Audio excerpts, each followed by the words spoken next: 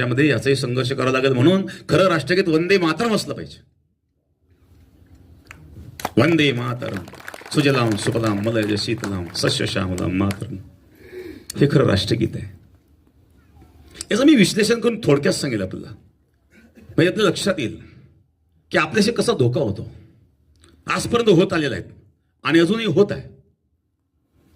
1911चा तो प्रसंग, जॉर्ज पंचमच्या समोर रवींद्रनाथ टागोर उभे आहेत आणि जॉर्ज पंचमची स्तुती गात आहेत.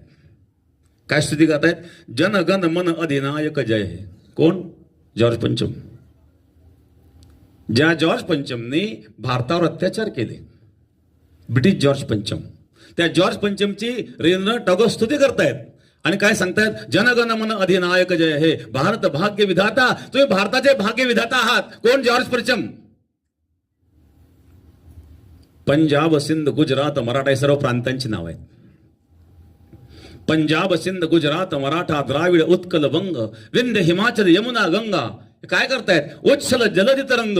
यातून जे तरंग निघतायत, कशाचे तरंग निघतायत? तव शुभ नामे जागे, तर तुमच्या शुभ नामाच्या ठिकाणी जागे आहेत. तव शुभ आशिष मागे, तुमच्याकरता भगवंत आशीर्वाद मागतायत.